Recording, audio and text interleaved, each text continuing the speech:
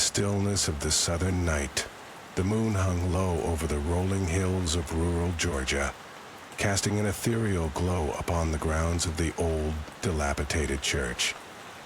It was a building that had long since been abandoned by the faithful, its rustic, weather-beaten boards groaning softly in the breeze. To the few who still roamed these forgotten roads, the church was merely a relic of bygone days, a curious monument to a time when faith and community were intertwined. Yet to a select group of individuals, it served a different purpose entirely, a sanctuary of sorts, albeit for those seeking solace from far more sinister deeds. I found myself standing at the edge of the church's shadow, the chill of the evening air wrapping around me like a shroud. My name is William, and like the others who would soon gather here, I bore a secret that I carried with me like a scar. It was not something one could easily confess in the light of day, the burden of which could only be shared among those who walked a similar path of darkness.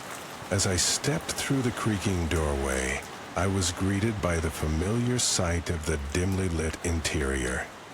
The air was thick with the scent of dust and aged wood, and the only illumination came from a single flickering bulb that hung precariously from the ceiling. In the center of the room stood a circle of mismatched chairs, each one occupied by a figure whose features were cast into shadow.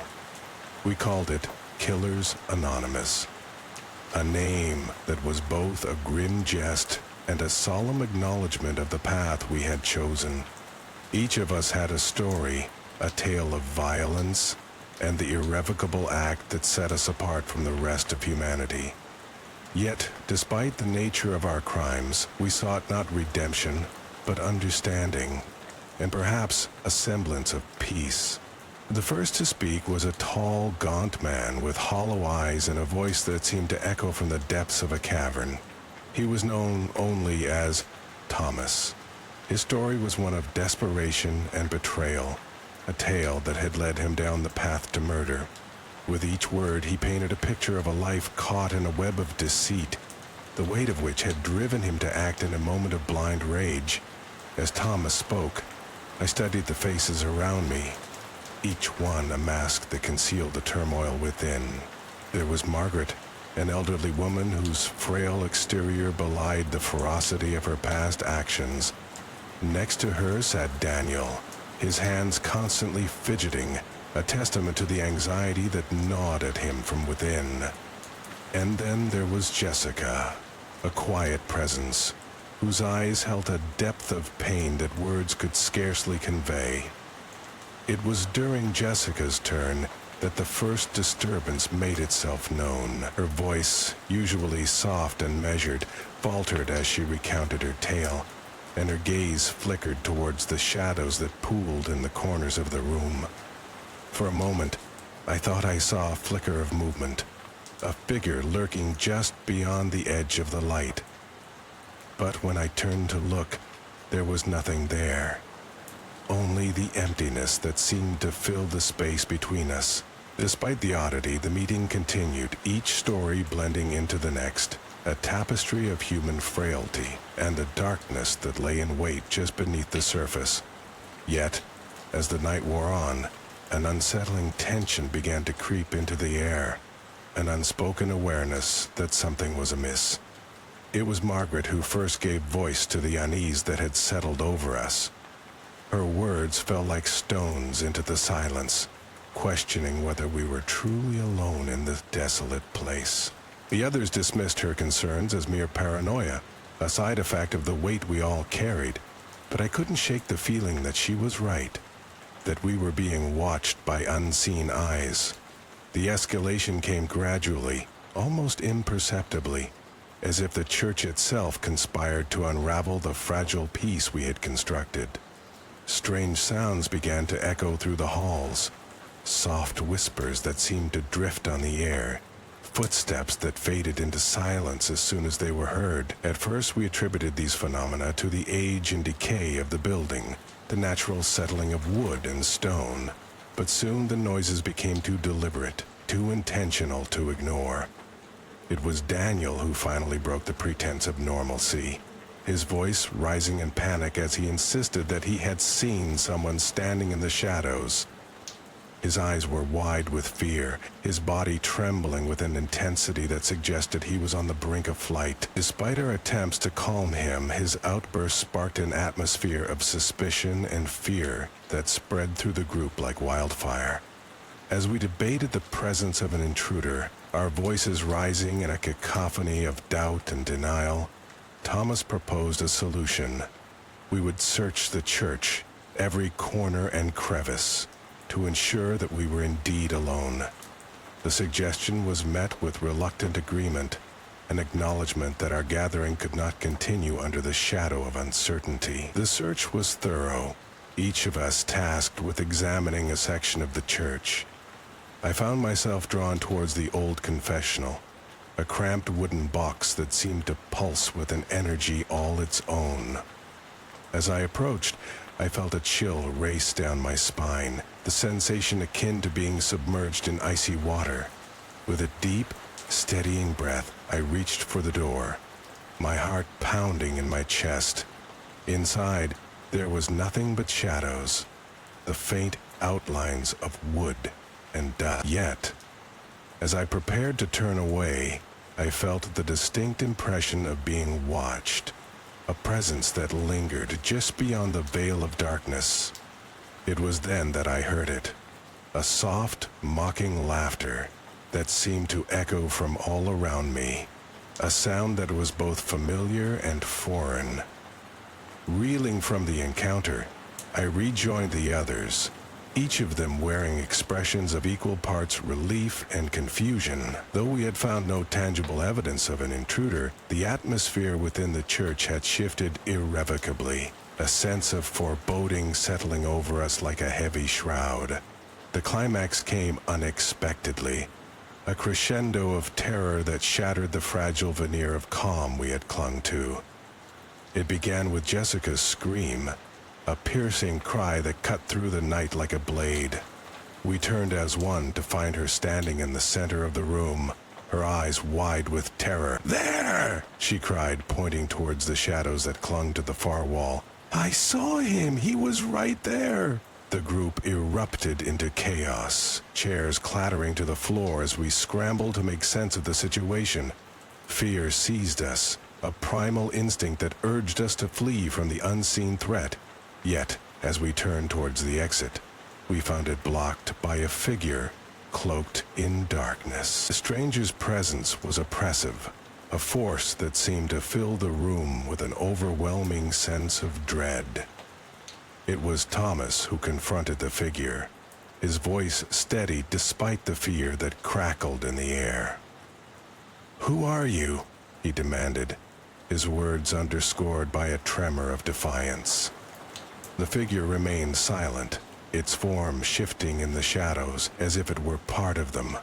And then, with a movement that was almost serpentine, it raised a hand, gesturing towards the circle of chairs. "Sit," it whispered, the word imbued with a power that compelled us to obey. We returned to our seats, the atmosphere around us charged with an electric tension. The figure moved to the center of the circle, its presence now palpable and undeniable. As it spoke, its voice was a low, sonorous hum that seemed to vibrate within our very bones.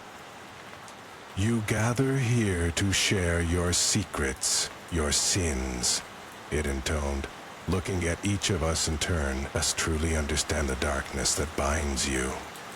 The question hung in the air, and I felt a chill settle over me, a sense of vulnerability that was almost suffocating. In that moment, it was as if the figure had reached into the depth of my soul and laid bare the darkest corners of my mind. The stranger continued, weaving a tale of manipulation and deceit, a story that mirrored our own, yet carried a deeper, more insidious resonance. But to this, it spoke of a world where shadows and light danced a delicate ballet, where each decision was a thread in a tapestry of fate, And, as it spoke, I realized that the figure was not merely an intruder, but a reflection of the darkness we each harbored within. The meeting ended in silence, the figure's departure as abrupt as its arrival. We were left to grapple with the truths it had unveiled, the knowledge that we were not alone in our struggles, that the darkness was not an external force, but a part of us. In the days that followed, the lingering fear of that encounter stayed with me, a constant reminder of the fragility of the illusion we had constructed. The church remained a place of solace, yet it was now tinged with an awareness of the shadows that lurked at its edges, the unseen presence that had revealed to us the depths of our own nature. I found myself returning to the church, drawn to its quietude and the echoes of the voices that had once filled its halls. Each visit brought with it a renewed sense of introspection, a reflection on the choices that had led me to this place and the paths that lay before me. Though the meetings continued, the group had been irrevocably changed by the encounter. We no longer sought merely to share our stories, but to understand the nature of the darkness we had embraced. It was a journey fraught with uncertainty, yet one that held the promise of a deeper understanding of ourselves and the world we inhabited. As I stared out into the night, the moon once again casting its glow upon the land, I felt a sense of acceptance wash over me. The fear remained, a shadow that would forever be a part of me, yet it no longer held the same power.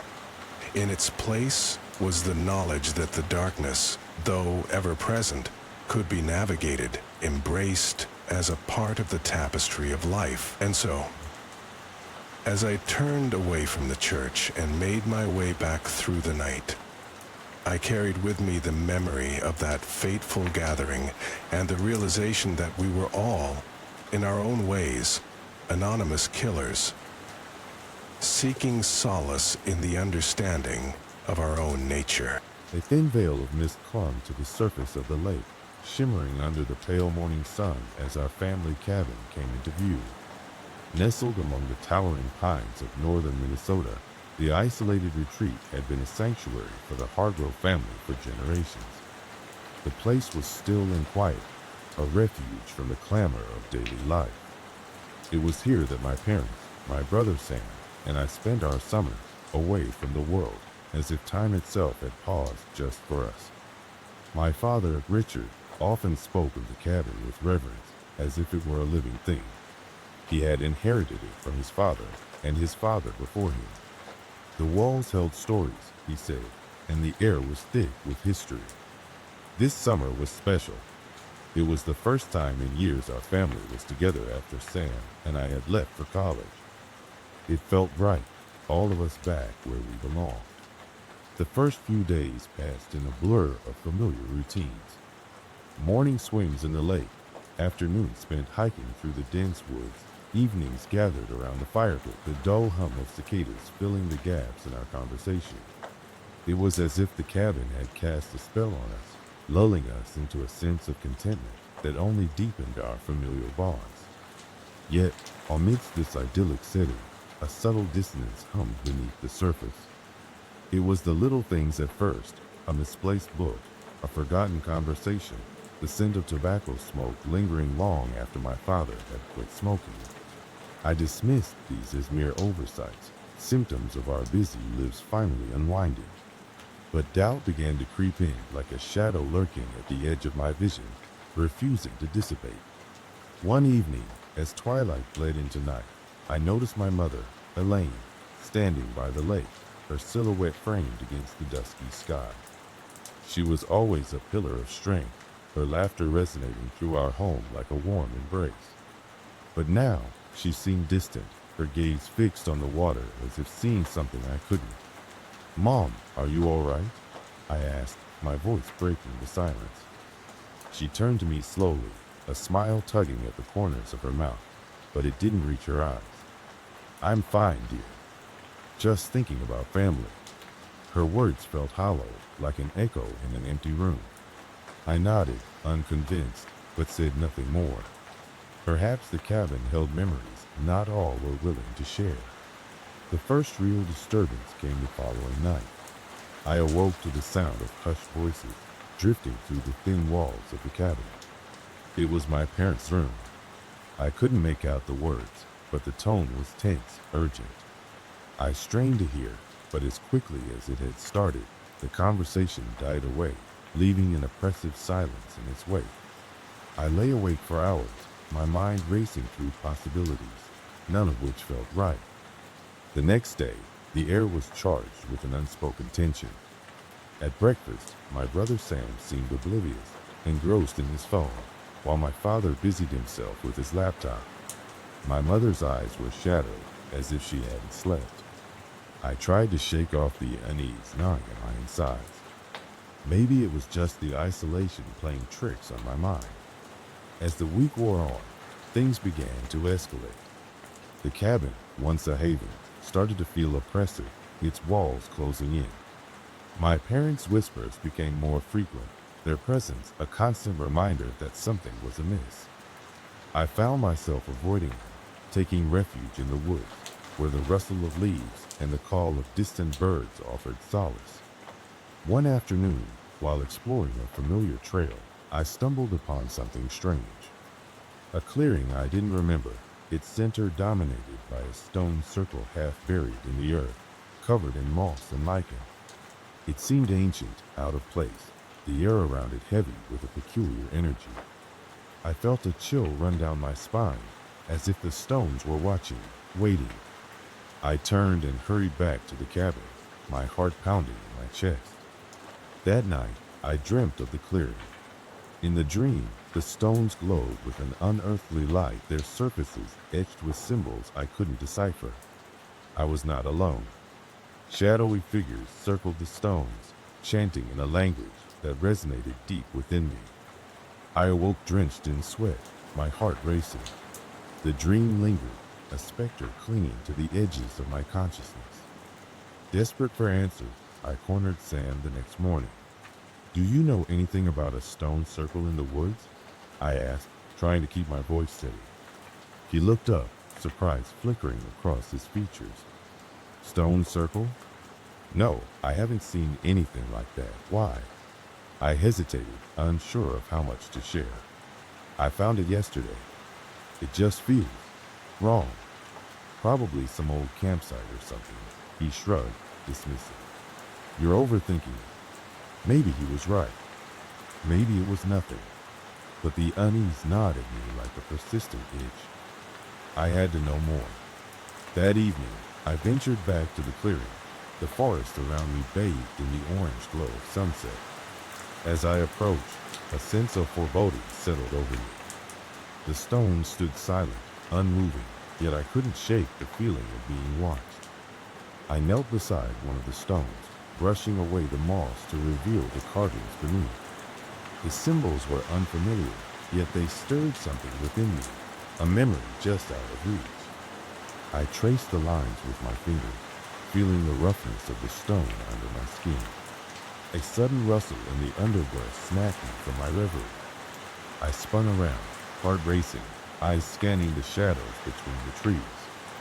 There was nothing, no sign of movement, but the feeling of being observed was stronger than ever.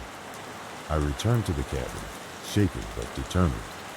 I had to confront my parents. They had to know something. I found them in the living room, their conversation falling silent as I entered. "We need to talk," I said, my voice firmer than I felt. They exchanged a glance, a silent understanding passing between them. "Of course, sit down," my father said, gesturing to the sofa. I took a deep breath, my heart pounding. "There's something wrong here." The whispers, the stone circle. "I know you're hiding something." My mother looked away, her hands twisting in her lap. My father sighed, a long, weary sound. "You weren't supposed to find that," he said, his voice tinged with regret. "What is it?" I demanded, desperation creeping into my tone. "It's part of our family's past," he admitted. "A tradition, if you will." The circle is a place of binding, a way to keep them at bay. Them? I asked, dread pooling in my stomach. The ones who would take our place, he replied, his eyes dark and haunted. Imposters, drawn to the strength of our family bond. The vow of silence is what keeps them away. My mind reeled, struggling to comprehend. Imposters? A vow of silence? It sounded like a nightmare, yet the fear in my father's eyes was all too real. But why now? Why is this happening? I pressed. It's never stopped, my mother whispered, finally meeting my gaze. We've just managed to keep it at bay. Until now. The weight of her words settled over me like a shroud. The whispers, the dreams, the feeling of being watched. It all began to make a terrible kind of sense. What do we do? I asked, my voice barely a whisper. We have to renew the vows, my father said. Together. That night, under a moonlit sky, my family and I stood in the clearing, the stone circle looming around us. My heart was a drumbeat in my chest as we joined hands, forming a chain of human connection against the unknown. My parents began to chant, their voices low and steady, weaving a tapestry of sound that resonated through the night air. As I joined in, the symbols on the stones began to glow, pulsing with a light that seemed to come from the depths of the earth itself. The clearing was alive with energy, a force that surged through our bodies, binding us together. The chant rose to a crescendo, our voices merging into one. I felt a shift, a subtle change in the air, as if the very fabric of reality had been altered. The imposters, whatever they were, had been held at bay once more. As the light from the stones faded, we stood there in silence, the enormity of what we'd done settling over us. This was our family's burden, a secret passed down through generations, one that I now shared. The next morning, the cabin felt different. Lighter, somehow, as if a weight had been lifted. The whispers were gone, the air was clear.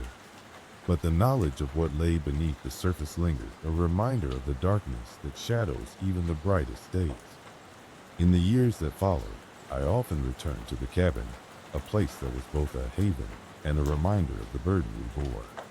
The vow of silence had become a part of me, woven into the fabric of my being. And though the imposters had been kept at bay, the fear remained, a shadow at the edge of my consciousness, always watching, always waiting.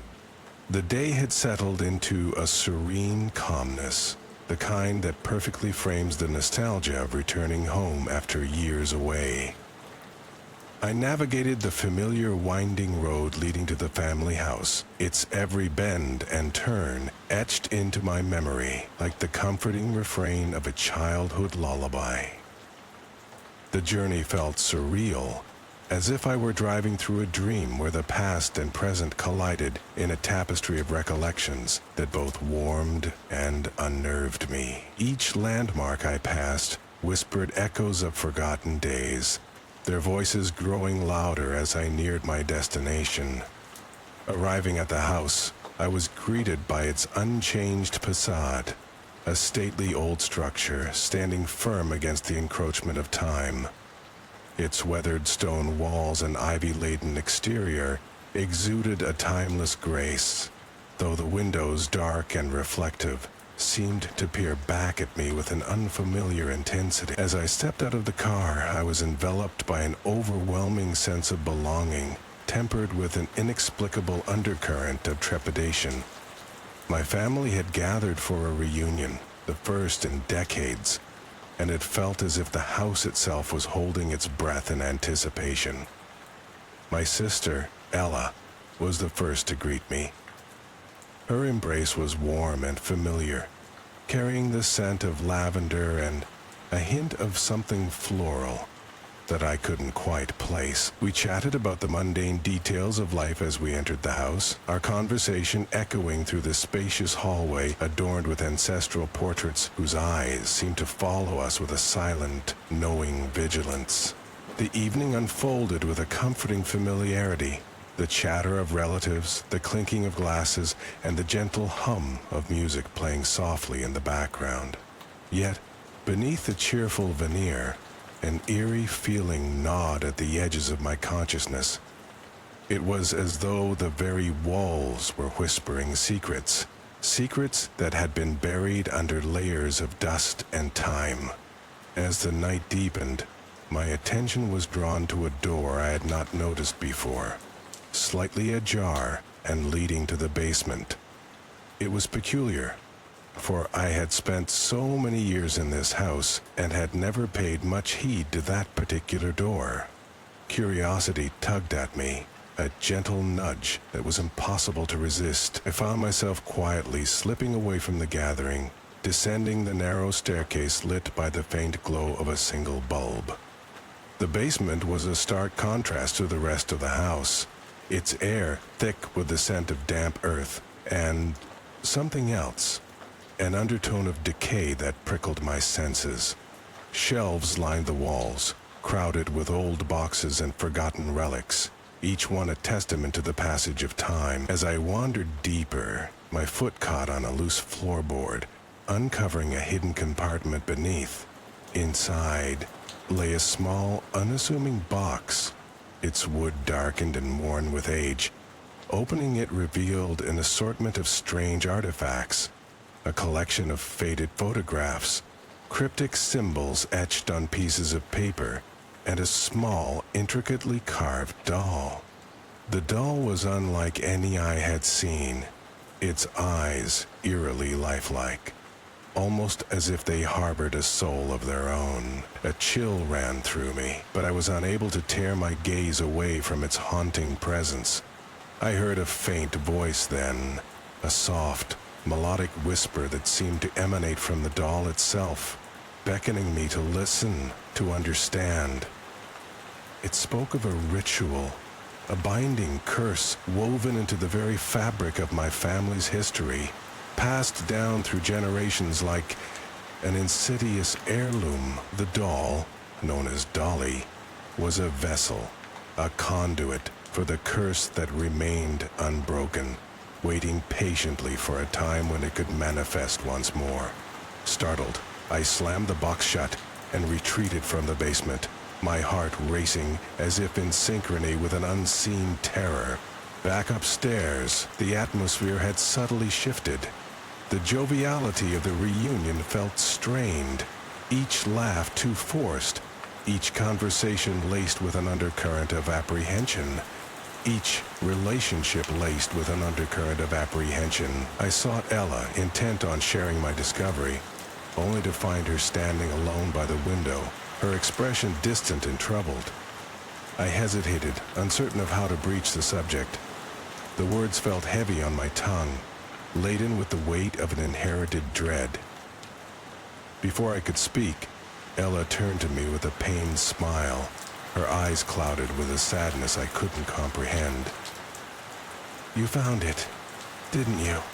she asked softly, her voice barely above a whisper. Her acknowledgement startled me, a tacit confirmation of the unspoken curse that lay in wait. "I did," I replied, my voice barely steady. "But what does it mean? What is this curse?" Ella sighed, as if carrying the burden of the knowledge had worn her down over the years.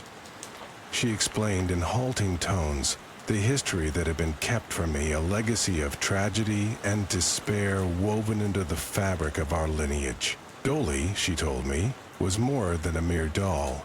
She was the embodiment of a ritual performed long ago, a desperate attempt by our ancestors to bind and contain a malevolent force that had haunted our family since time immemorial.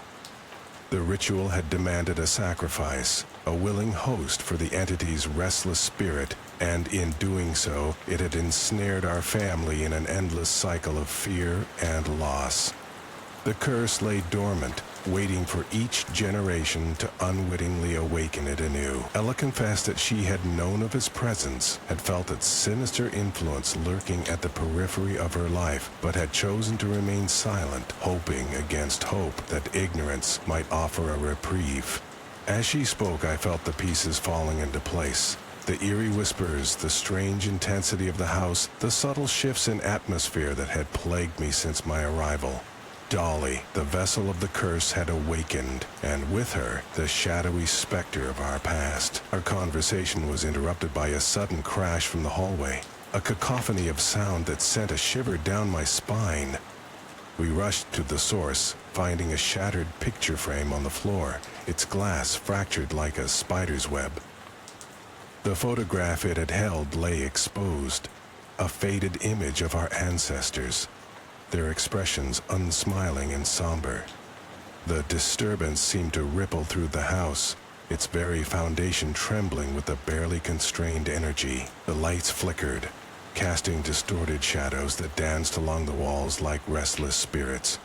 Panic gripped me, a visceral fear that clawed at my insides and compelled me to act. Determined to break the cycle, I returned to the basement, Ella close behind. Together we retrieved the box containing Dolly, her presence a tangible weight that bore down upon us. Ella spoke in hurried whispers, recounting the fragments of lore she had pieced together, a fragmented roadmap to a ritual that could sever the ties binding us to the curse. The ritual required us to face the darkness within, to acknowledge the pain and suffering of our forebears, and to offer a gesture of reconciliation and release.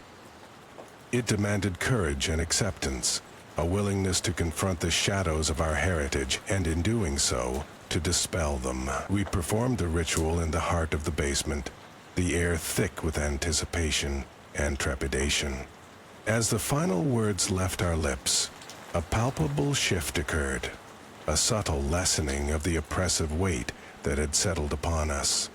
The house sighed, its ancient bones creaking in relief, as if thanking us for lifting the burden it had carried for so long. Yet as we emerged into the light of dawn, a lingering fear remained, a shadow that clung to the edges of our awareness. The curse had been broken, but its echoes lingered, a reminder of the darkness that dwelt within us all. The reunion continued, the atmosphere lighter, but I knew that the specter of our past would forever haunt the corridors of my mind. The family house stood unchanged, a sentinel of memories both cherished and feared. I knew I would return to it, drawn by the inexorable pull of history and belonging, but with the knowledge that some secrets are best left undisturbed, and some doors best left closed. Yet, in that acceptance, I found a strange solace, a peace born of understanding, and the knowledge that we are never truly alone in facing the specters of our past. The Eldon family estate was a relic of the past, a sprawling mansion that sat isolated atop the misty hills, shrouded in the whispers of its bygone opulence. I found myself there not by chance, but by a sort of family obligation that tethered me to its enigmatic halls. Having inherited the estate from an uncle I scarcely remembered, I was compelled to explore the legacy that had been thrust upon me. The estate was a labyrinthine marvel, its corridors stretching like the arteries of some slumbering beast. The walls were lined with portraits of stern-faced ancestors, their eyes seeming to follow me as I navigated the dimly lit passageways. Despite its grandeur, there remained a sense of decay, a silent testimony to time's inexorable march. Yet, amid the dust and disrepair, there was a peculiar serenity, a feeling that beneath its somber exterior lay tales untold. My first few days at the estate were spent in relative calm. The staff, a skeleton crew of loyal retainers, maintained the household with an efficiency that belied their age. Mrs. Hargrove, the matronly cook, prepared meals with an old-world charm, while Mr. Linton, the groundskeeper, tended to the overgrown gardens with a reverence that suggested the grounds were sacred. I busied myself with perusing the library, a cavernous room filled with volumes that spanned centuries, each day unfolded like a page in one of those dusty tomes, filled with the mundane routines of a life unburdened by the frenetic pace of the city I had left behind. Then came the first disturbance. a subtle shift that rippled through the tranquility of the estate. It happened late one evening as I sat by the fireplace, the crackling of the logs a comforting soundtrack to my solitude. I was reading an old journal, its yellowed pages chronicling the life of an ancestor long forgotten. As my eyes grew heavy, I became aware of a peculiar sensation, a tingling at the nape of my neck. I glanced up, and there, in the flickering shadows cast by the flames, I saw it, a fleeting movement, a flash of pale skin darting past the doorway. My heart quickened, but the rational part of my mind dismissed it as a trick of the light or the musings of an overactive imagination.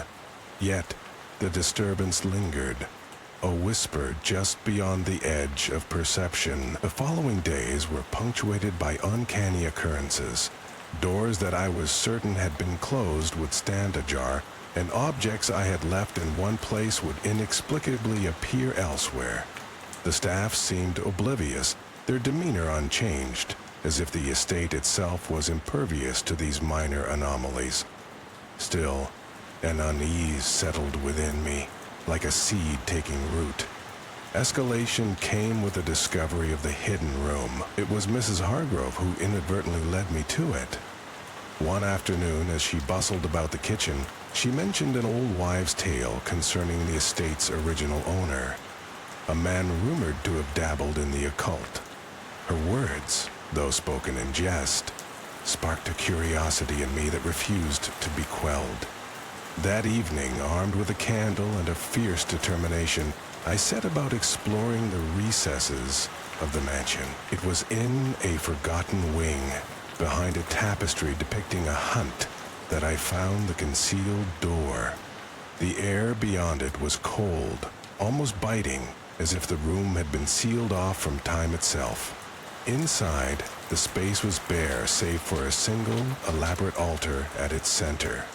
Upon the altar lay an array of peculiar items, a tarnished silver chalice, a withered bouquet of blackened lilies, and a book bound in leather, its cover embossed with symbols I could not decipher. The most unsettling aspect of this discovery was not the room itself, but the sense of foreboding that enveloped me as I stood there. It was as if the very walls were charged with an energy that thrummed with anticipation. I left the room hurriedly, my mind a tempest of questions for which I had no answers. As days turned into nights, the estate seemed to breathe with a life of its own, each corner hiding secrets that begged to be I grew obsessed, my dreams haunted by visions of shadowy figures and indistinct murmurs. The rituals of the past seemed to cast a long shadow over the present, and I felt drawn into their depths, compelled by a force that defied reason. The climax of this surreal tale came on a night when the moon hung low and full, its silvery light spilling into the estate like liquid mercury. I awoke from a restless sleep, a compulsion driving me from my bed. Through the winding corridors I walked, drawn inexplicably toward the hidden room. As I approached, I heard it, a low chant, rhythmic and otherworldly, emanating from behind the door. Pushing it open, I was met with a sight that defied comprehension. The room was aglow with an ethereal light, and the figures of my ancestors, those same faces from the portraits, stood around the altar in solemn reverence. They acknowledged my presence with a collective gaze, eyes that bore into my soul with an intensity that was both terrifying and entrancing.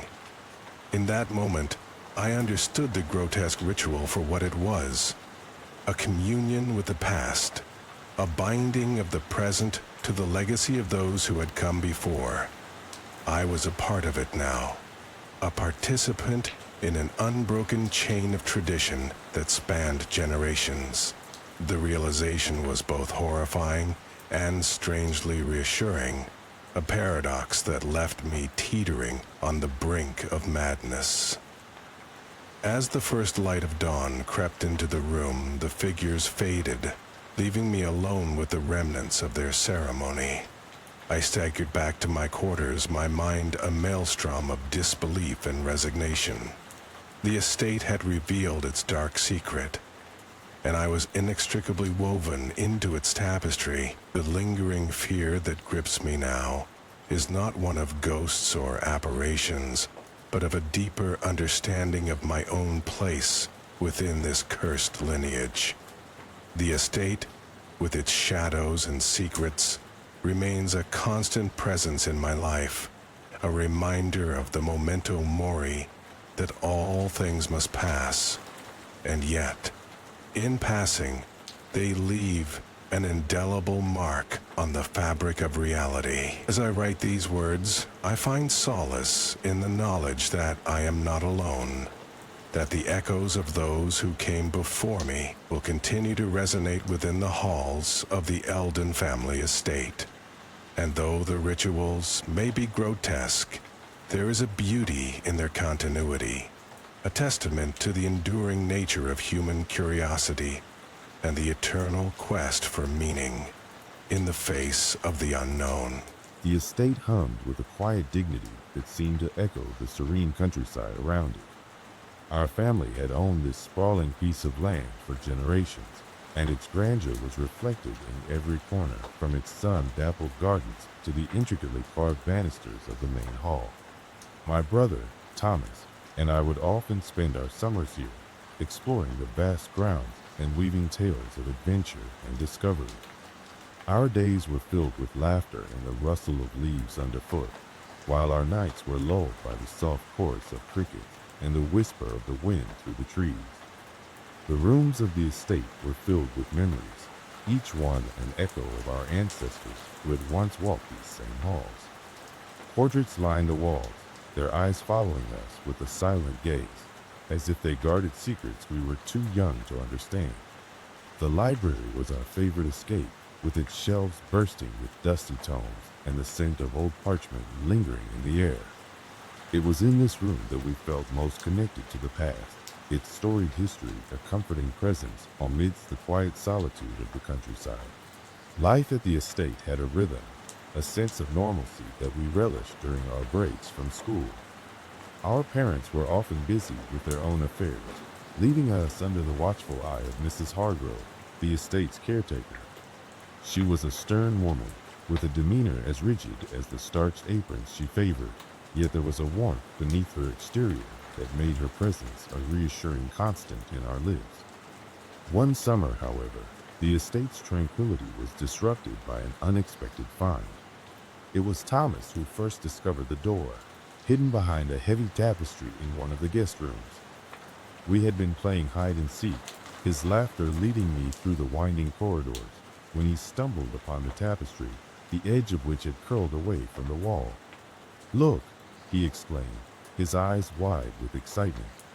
The tapestry, a depiction of a pastoral scene, was faded and thick with dust, as if it hadn't been moved in decades. Behind it, an old wooden door stood, its surface cracked and peeling, the lock rusted with age. We had explored the estate 100 times and never noticed this door, its presence unsettling and strangely out of place. Mrs. Hargrove was quick to dismiss our discovery, her voice carrying a note of finality. "That door is to remain locked," she said with an air of authority that brooked no argument. "Some places are best left undisturbed." Her words hung heavy between us, igniting a curiosity that refused to be quelled. What could possibly be behind a door so resolutely sealed? Our imaginations soared with possibilities, each more fantastical than the last, and despite Mrs. Hargrove's warning, our curiosity was a fire that burned brightly. As the days passed, the door became an obsession. It lingered at the edge of our thoughts, a mystery that begged to be unraveled. Thomas, always the more adventurous of the two of us, devised a plan. "Tonight," he whispered one evening, the excitement in his voice almost tangible, "we'll sneak into the room and see what's behind it." Night fell with a gentle grace, the estate bathed in silver moonlight that cast long shadows across the grounds. We crept through the darkened halls, our footsteps muffled by the thick carpet, hearts pounding with the thrill of our clandestine mission. The tapestry loomed before us, a silent sentinel, and together we pulled it aside to reveal the door once more. Thomas produced a small set of tools he'd borrowed from the gardener's shed, and after a few tense moments, the lock gave way with a reluctant groan. The door creaked open, revealing a staircase that descended into darkness. The air was different here, cooler, with a faint musty odor that spoke of long neglect. We hesitated on the threshold, the thrill of discovery tempered by a flicker of unease. But neither of us wanted to back down, and so hand in hand, we ventured into the unknown. The staircase wound downward, each step echoing in the silence. At the bottom, we found ourselves in a small, dimly lit room. Shelves lined the walls, filled with dusty crates and boxes. It could have been a storage room, but there was something about it that felt wrong, out of sync with the rest of the estate. In the corner stood a wooden closet, its doors slightly ajar. This was no ordinary closet. It seemed to pulse with a presence that made the hairs on the back of my neck stand up. We exchanged a glance, our earlier bravado tempered by a growing sense of dread. Should we open it? Thomas asked, his voice a whisper, barely audible. I nodded, though my heart was pounding in my chest. Together, we approached the closet, its doors creaking as we pulled them open. The sight that met our eyes was both mundane and unsettling. Clothes hung inside, old-fashioned and moth-eaten, but there was something about the arrangement that seemed deliberate. At the back, nestled among the clothing, was a small, leather-bound journal. Thomas reached for it, his fingers brushing against the worn cover. What do you think it is? He asked, his voice tinged with awe. I shrugged, my eyes fixed on the journal. Only one way to find out. The journal was filled with neat, slanted handwriting, detailing the life of someone who had once lived in the estate. The entries spoke of everyday occurrences, but as we read, the tone shifted. The writer began to mention a strange presence, an entity that seemed to watch them from the shadows. There were references to whispers in the night, footsteps that echoed in empty halls, and a growing sense of unease that permeated every aspect of their life. The final entry was abrupt, the handwriting frantic. It spoke of a realization, a discovery too terrible to comprehend. The last words were chilling in their simplicity. It is here. It has always been here. We closed the journal, the weight of its words settling heavily upon us. The room felt colder, the shadows deeper, and the silence around us oppressive. Without a word, we retreated back up the stairs, leaving the door to the basement and its secrets behind. The days that followed were marked by an unease that seemed to seep into the very fabric of the estate. The once familiar halls felt foreign, each creak of the floorboards, each rustle of leaves outside, a reminder of something lurking just beyond our perception. Mrs. Hargrove seemed more watchful, her presence a constant reminder of the door and the secrets it held. Thomas and I found ourselves speaking less of our discovery, as if voicing it might somehow give it power. Yet, the estate had changed, its comforting embrace replaced by an underlying tension that we could not shake. Then, one evening, as we sat in the library trying to lose ourselves in the pages of a book, a sound broke the stillness. A soft, rhythmic tapping that resonated through the room. We exchanged a glance, our earlier curiosity replaced by a more primal instinct, fear. The tapping continued, steady and relentless, coming from somewhere within the walls. We stood, our hearts in our throats, and followed the sound, our footsteps hesitant. It led us back to the guest room, to the door now firmly closed. Mrs. Hargrove appeared then, her expression unreadable. She looked at us, a flicker of something, perhaps regret, perhaps resolve, crossing her face. Some things, she said softly, are best left undisturbed. With that, she ushered us away, her presence a barrier between us and the door. We did not argue. Our earlier bravado vanished, replaced by an acceptance that some mysteries were best left unsolved. Summer faded into autumn, and as the leaves turned golden and fell, we left the estate, a part of us relieved to escape its enigmatic grasp. Yet, the memory lingered, a shadow that followed us, creeping into our dreams and whispering its secrets. Years passed, and though we rarely spoke of that summer, the estate remained a place of mystery and intrigue, a reminder of a time when curiosity led us to the brink of understanding something beyond our comprehension. Even now, as I walk its halls, the echoes of that summer remain, the shadows deeper, the silence more profound. And somewhere, beneath the layers of time and memory, the door waits, a silent guardian of secrets long forgotten, a reminder of the children we once were and the mysteries we dared to uncover. The room was dimly lit, its curtains drawn to keep the summer sun from casting its heat across the worn wooden floor.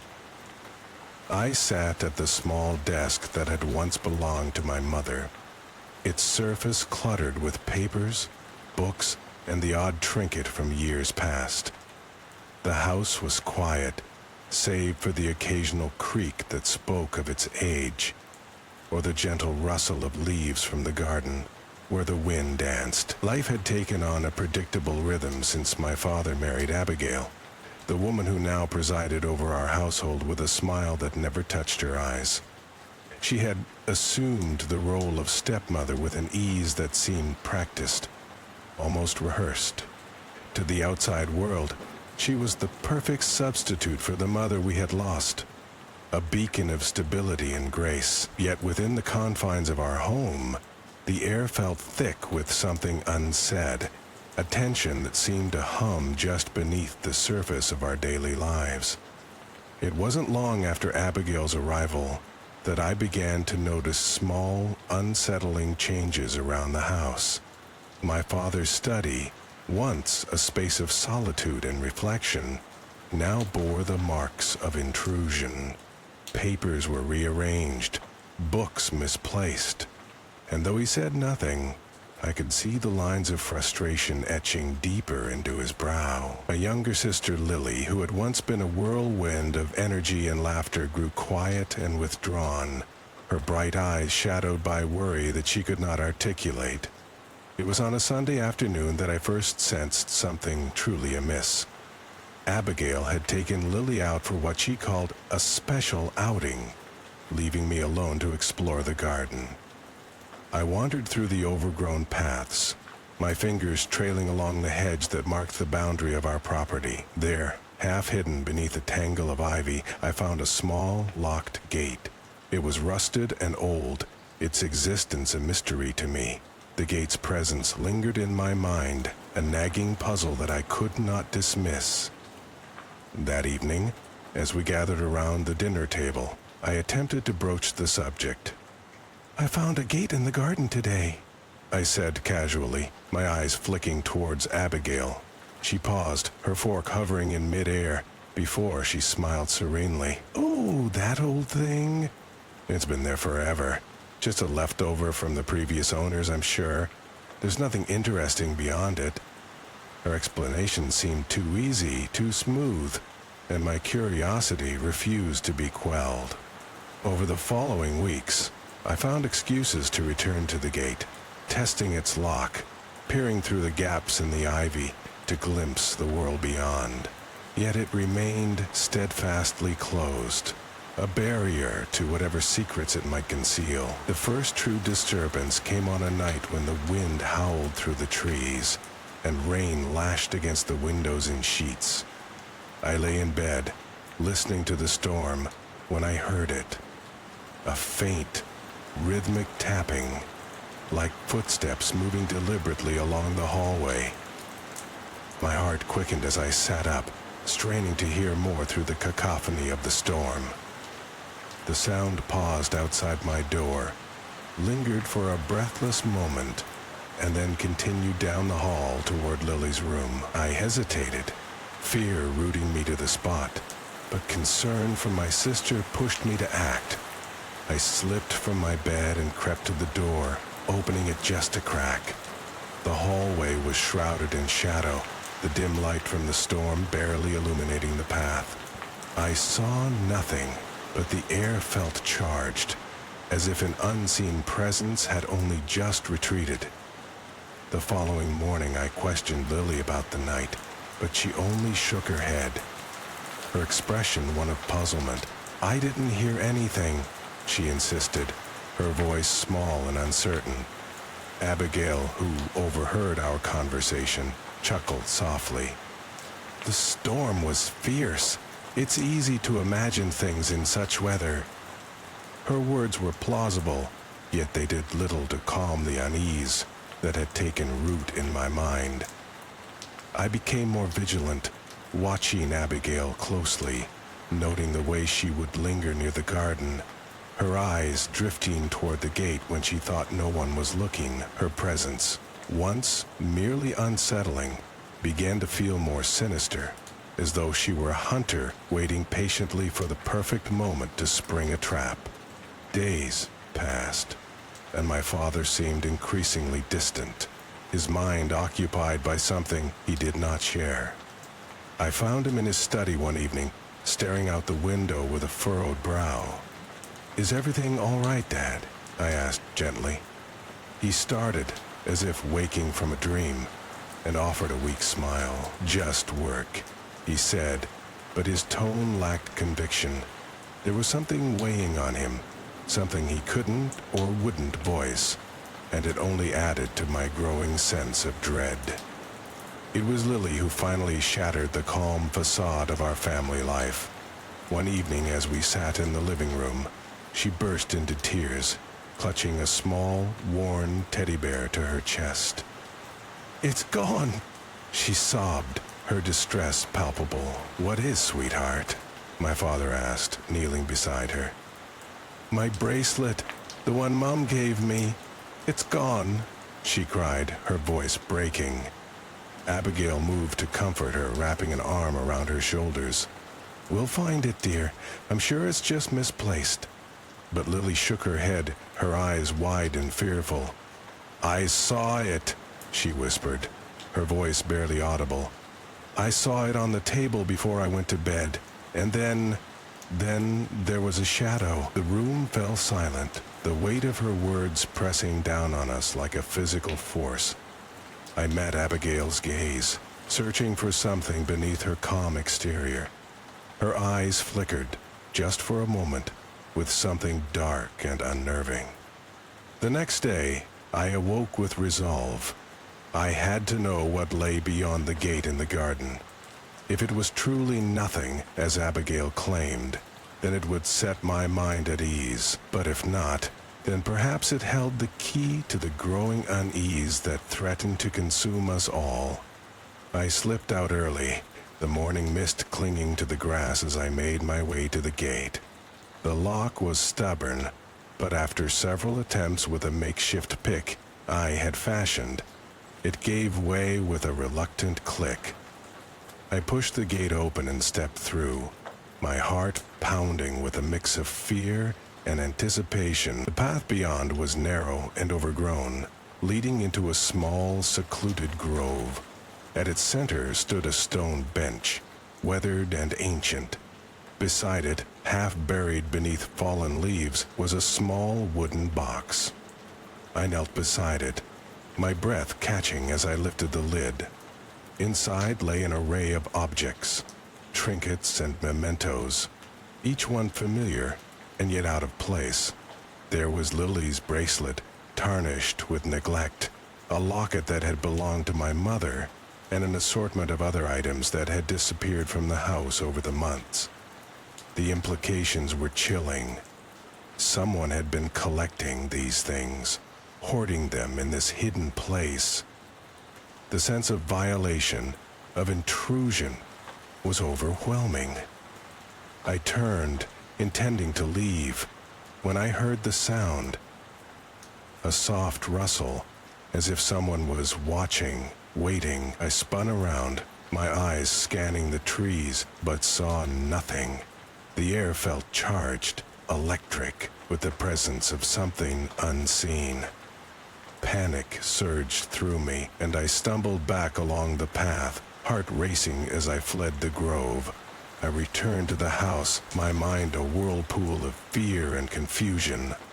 I needed to confront Abigail, to demand answers, but the thought of it left me paralyzed. What if she was behind this? What if her pleasant facade concealed something far more sinister? The climax came that night when I overheard a conversation between Abigail and my father. I stood outside his study, the door ajar, their voices a muted murmur. "It's for their own good," Abigail was saying, her tone gentle yet insistent. "They need to be protected." "But this isn't right," my father replied, his voice strained. "I don't like keeping things from them." Abigail's voice lowered, her words barely audible. "Trust me. It's the only way." I backed away, my heart pounding. It was clear now Abigail was hiding something that involved our family and the strange collection in the grove. I knew I had to act, to break the spell of silence that had held us all captive. The opportunity came the following afternoon. Abigail was occupied in the garden, leaving me and Lily alone in the house. I took her hand, leading her quietly to the study where my father was working. "Dad, we need to talk," I said, my voice firm. He looked up, surprise etched on his face. "Is something wrong?" I took a deep breath, the words tumbling out in a rush. I told him everything. The gate, the grove, the stolen objects. As I spoke, his expression shifted from confusion to disbelief, and finally to anger. "I can't believe this," he muttered, pushing his chair back and rising to his feet. Why would she do this? The answer eluded us both, and the uncertainty only deepened the fear that lay coiled in my chest. I knew then that we had to confront Abigail, to force her to reveal whatever secret she harbored. We found her in the garden, her back to us as she tended to the flowers. When she turned, her eyes widened with surprise and perhaps a hint of something else. Fear. "What is it?" she asked, her voice steady. My father spoke, his voice hard. "We need to know the truth, Abigail. About the gate, the grove, the things you've been hiding." For a moment she said nothing, her eyes searching his face. Then she sighed, a weary sound that seemed to deflate her. "I never meant to hurt anyone," she said softly. "I was only trying to protect you, to protect us all." "From what?" I demanded, the words sharp and accusing. "From the past," she replied, her gaze dropping to the ground. "From things that should have been left behind." Her cryptic response only deepened the mystery, and it was clear she had no intention of providing a clearer answer. My father pressed her further, but she deflected his questions with vague assurances and promises that felt hollow. In the end, we were left with more questions than answers, the truth slipping through our fingers like sand. The objects were returned, the grove forgotten, but the sense of unease lingered, a shadow that refused to be dispelled. I often found myself returning to the gate, staring at its rusted hinges and wondering what secrets it still held. The fear that had taken root in our family never truly left, a constant reminder of the unknown threat that had lurked so close to home. Even now, as I sit at my mother's old desk, the light dimming as evening falls, I feel it, the presence of something just out of sight, waiting, watching, the sense that the past is never truly gone, and that some doors, once opened, can never be closed.